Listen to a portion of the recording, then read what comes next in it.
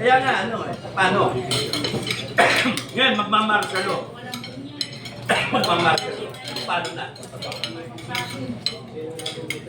Papayagan ba natin yung martial law? May magagawa ba tayo? Makikreate na sila ng gulo. Ako, ang administration, dali-dali. Magpasabog lang ako ng granada sa isang mall. Pag-meeting kayo ngayon, kunyari anniversary, iniisip ko kanina may magagasang granada sa atin. Oh, gulo. And then, ibibintang kunyari. Bintang sa mga tao. Sa mga tao. Kunyari, mag-rally ang isang grupo. Bimbanatan nila. May dadaan ko na sa sakyan. Rararating nila ng Herbalife. Gulo. Style Marcos Senior. Oh. Style Marcos Senior yan. Si Tatay Digong, walang warang. Kita nyo ha, yung gasolina. Wala na ng gasolina, mahal na. Pasabugin kunyari, 10 na gas station. O kaya 1,000 na gas station. Sa galit kunyari ng tao. Ano, di ba ang tikner ng Master Lonon? Ang AFP, hindi, mali talaga yan. Papasabugin mo pa yung gasolinahan. Then, Magkakamarka na talaga. oo, madali. Nasa script yan. Nila. Script yan, may sinusundan silang script. Kaya, ang ano dyan, ano gagawin natin?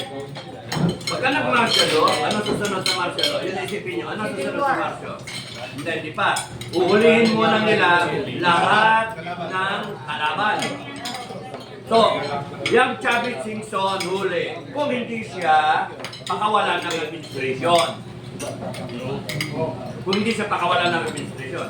Huhulihin niya si Poke, si General Garcia, si Topacio, si... Tayo. Hindi yung isa? Tayo. Tayo. Sino? Tayo. Tayo para. Para. Si ano? Itong si... Rodriguez. Oh. Si Rodriguez. Hindi. Si Rodriguez siya questionable eh. Si Letran. Questionable. Torion. Si Letran baka pakawala ng administration. Nasa summer ngayon, sir. Ha? Nasa summer ngayon. Ito ano ha? Ito mga ebidensya. Si Kernelio. Nandun siya nung meeting namin. May naroon kaming activity ng March, SFGF, March 14, 15, 16. 16 kami nag-iwalay ni Metran. May activity 14, 15, 16. Ikalima na yon ng FGF. Ikalima. Ngayon, ang usapan doon sa Aguinaldo makikita. Gate 5. Tapusan to, walang ano. Tapusan. Ayan. Sarado nun. Ito sila Colonel Yu nung nagkumalas na SFGF na. Merong message si Metran, pinakita ni Colonel Lino. Tinatanong ni Colonel Lino, saan dadalhin yung tao galing sa Southern Command. Ang instruction si Colonel Metran, voice message, dalhin mo sa Anonas. Paano nangyari yun?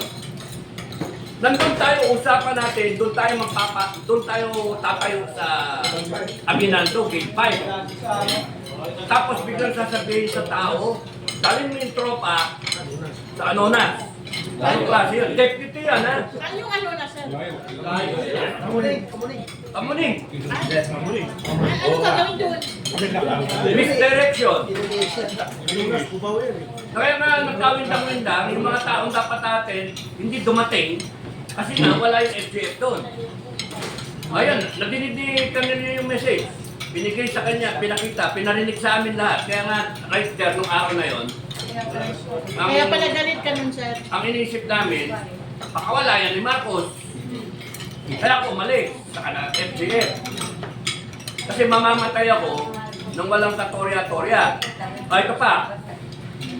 Pagkatapos ng meeting namin na yon, Ang dami niya kinasuhan, sir. Hindi kinasuhan. matapos ng meeting na yon, noong March 16 na yon, muntik na magtatayan sila Falcon at si Metran.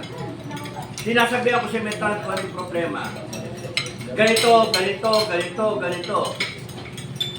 Anong ginawa ni Metran? Utang niya, wala lang lagi may kasalanan eh. Yung ginawa ni Metran. Lagi naman siya may kasalanan. Tapos nun, talaga naman ikaw may kasalanan eh. Ano gusto mo? Ganyan na sila. Tinulak lang ni Falcon si Metran, gumulong. Tapos nakatingin kami kaya, ayun, nandun, naka-tiyan, mga ganun. Tapos ano nangyari? Tumayo, and then umakmak ka ganyan.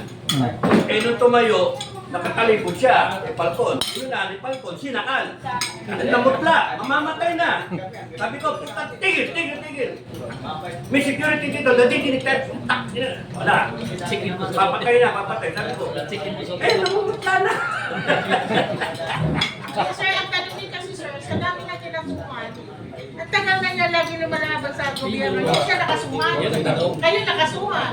Bakit hindi kakasuhan po? Yun din ang ano eh. At saka, siniraan ako kay Maluma. Malutekia. Siniraan ako. Kaya nga, pati siya na si mo, siraan kay Malu. FGF, SFCF, sira. Bakit ganun? Tapos ang nabalitaan ko sa isang opisyal na kasama ni Inday Sara. Sir, balita ko, according kay Malu, nangiiwan daw kayo. O kanino salita yun?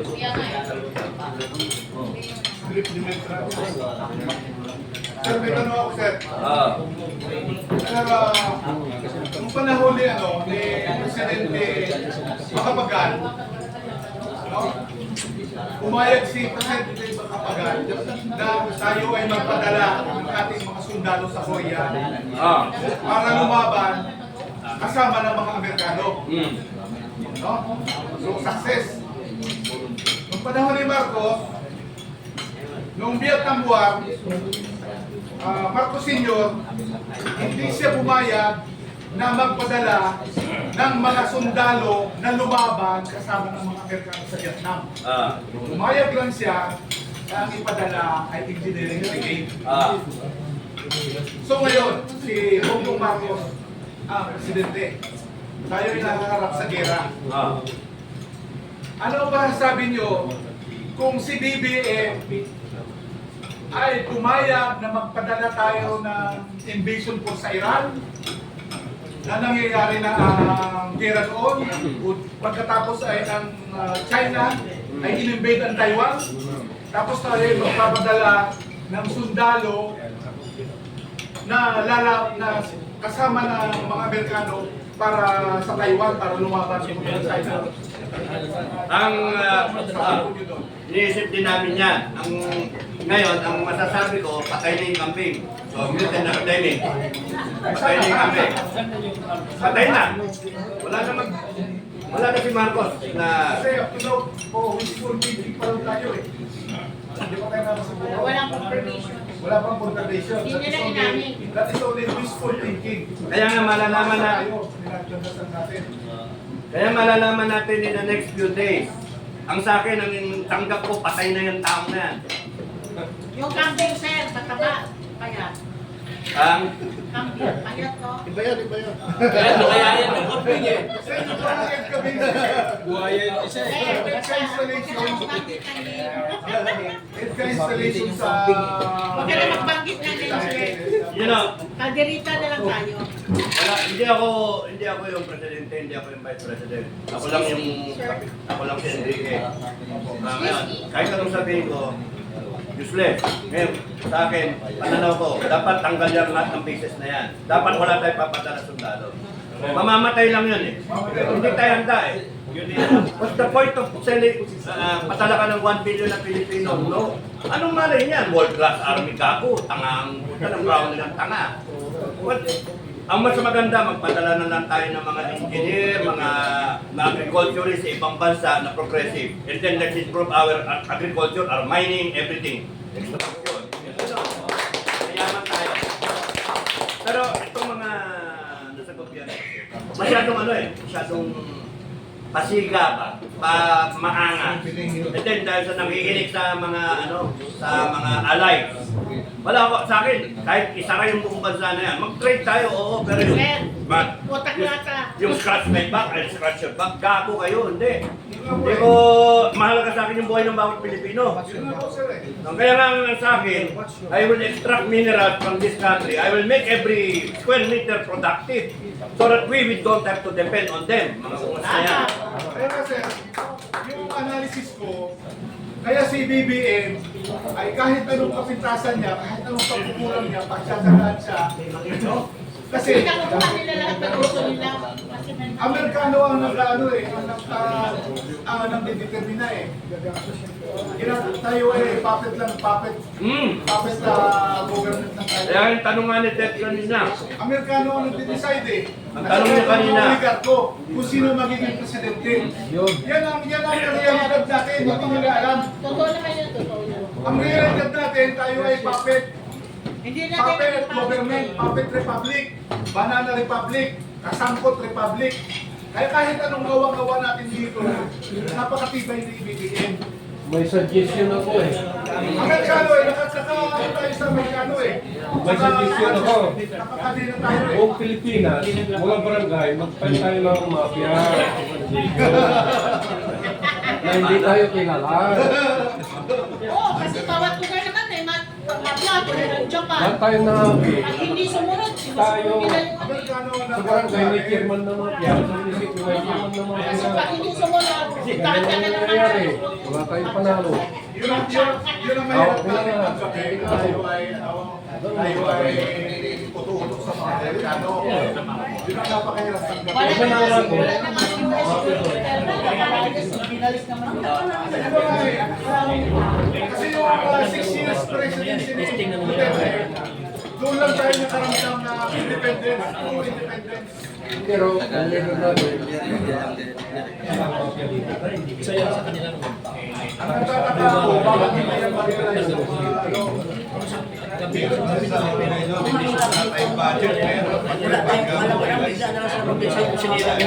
Ang tibay ni BBM eh. Kailangan siya rin, ang tumal na eh. Ang tumal na sa moralidad, bakit ang tibay-tibay niya?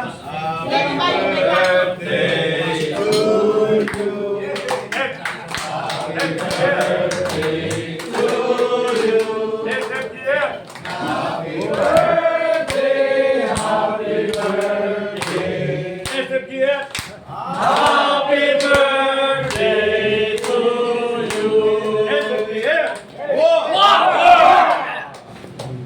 Tuto! Lead the way, all the way. Malalawayan. Receptive, happy Ah, birthday! ano wish? Ano wish? Malungkot masyado ulit. Ano wish? Sana, patay na ang kambing. Sana kumanda All the best. Anong wish? Sana maganda na, mag-wish kayo na, isa-isa. Mag-wish kayo para ano, habang may kandila. Yeah, wish. Wish, anong wish mo? General, we wish. Saan? Nag-wish na kayo? Kayo po, try mo. Anong wish mo, Seth? Yeah! Anong wish mo? Peaceful, blessed prosperity Okay. Yes. Ban, for our country. wish. Change is coming. Wish na! Anong Dani? tagumpay tayo! Ha? Sana matumayan na si Kambing. Ah. Wala na si Kambing, sana masenso ng Pilipinas. I wish si Tatay Digo makabalik na dito sa Pilipinas. Yeah! Okay! Sana pumalit si Vice President. Okay. 2026. Okay. Sana bukas ng umaga, iba na presidente. Ah. Next, Pegos. Kuya, Sige na, wish na. huwag mo kabaan. Saan tayo mananalo? Next. Sana magano na sir, polusyon.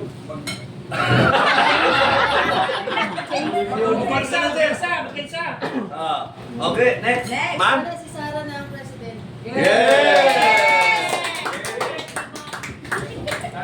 Marami pang sumama sa atin. Yay! Kasi, ano? Dumami pa. Tayo at maging maayos ang ating bansa. Okay! Ah, Best wishes for SFPN. thank you! Yay! Next! Sige, Dulo. Doon sa dulo!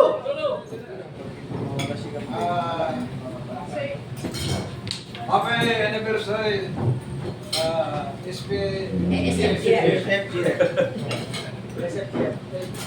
Okay, on next! Yes. Okay, thank you! Ah. Tuloy ang laban. Okay. Pakita kayo ha. Sige, tayo kayo sa isa.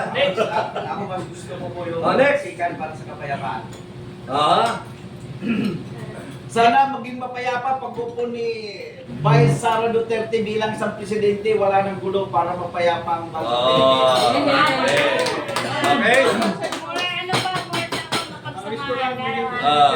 Hindi natin Yes, sa akin. Hindi, wala tayo. Kaya dadami tayo at bukas si Sara President.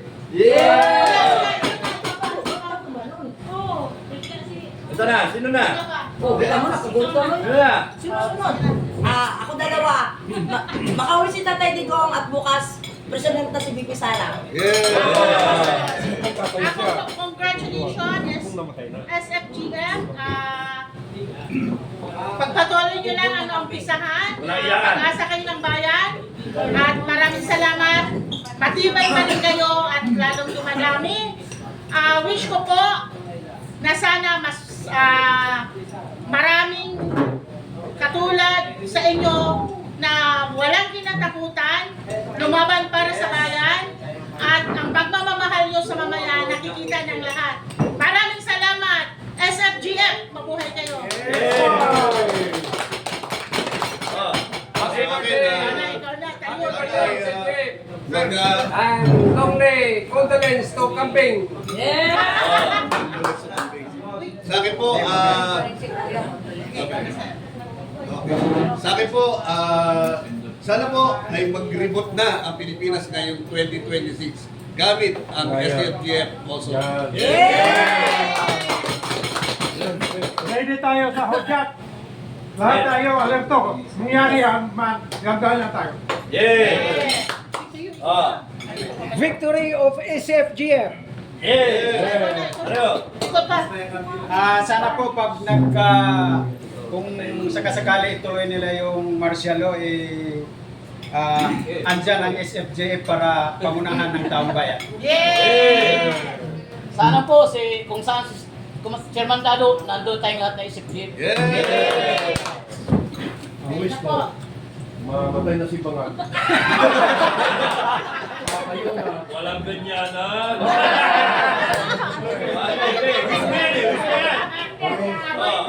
Kayo na si Chairman.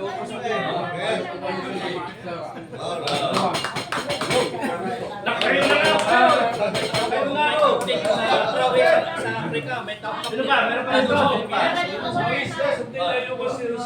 Ayos sa SFGF. Thank you.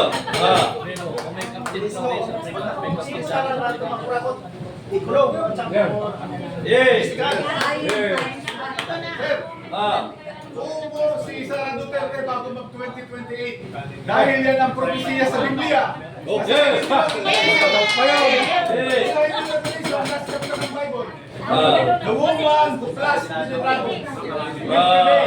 Yan po ang nasa sa Biblia. Okay Isa lang po ang kailangan ko. Nawala na ang ama. Ina ang hinahanap ko ngayon. Sana makaupo na ang ina ng ating Pilipinas. Yay! Ma'am! Ang wish ko mamatay talaga siya.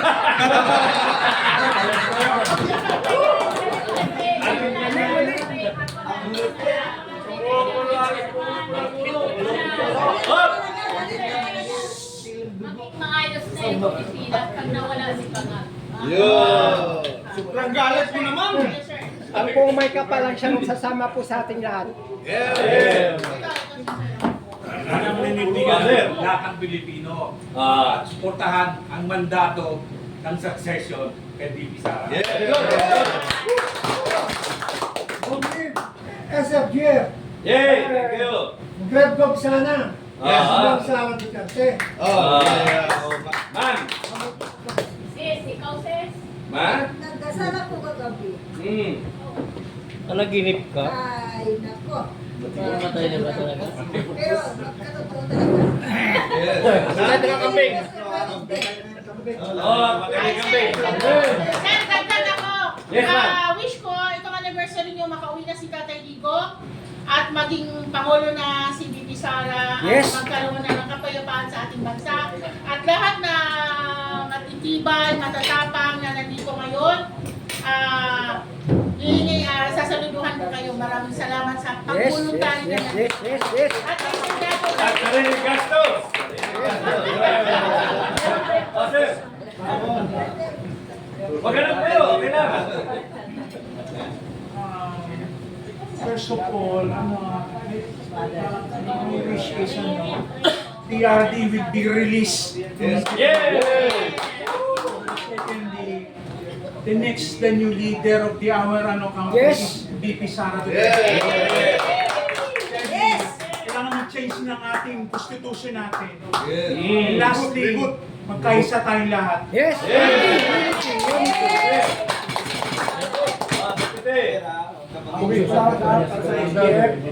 Antayin natin ako dyan. Dahil yan ang ating karapatan natin bilang sovereign Filipino people to govern our own government. Yes. Yan ang antayin ninyo mo dyan ang AGF na lumabas tayo lahat. Sana mag-isa lahat ng mga tao. Yes! Yes! O, so... Sendado at saka si Kap na lang. Ngayong gabi, ikinig tayo ng kandila. Wish! Sana tayo mga SFGF, magpuklod-puklod tayo, tumindig para maisalba natin dahil ang Pilipinas nasa ICU. Tama! Tama yun. Kailangan nating Tayo na sa ICU. sitwasyon. Yun lang ang dapat maging maayos na ang bansang Pilipinas. Hindi nga pandemic ngayon, pero pinapatay tayo sa patient. Mayo po si VP Sara, Yes. maayos ang ating konstitusyon, managot ang dapat managot. Ako ang wish ko. Sir, isama mo yung bita, hindi ko nasama eh. Bibitayin lahat ng corruption, sir. Hindi, tama po, tama po. Hindi mo ba Tama. Sir, isama mo wish yung bitay. Yung, Bitayin yung mga corruption. ang wish ko sana lahat ng wish nila magkatotoo. Sandali mo, sir! Sandali!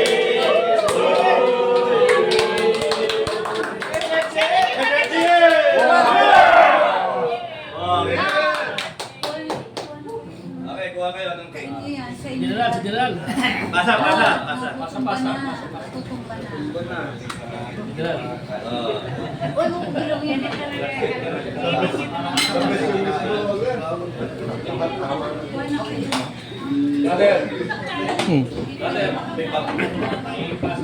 Dali lang ah.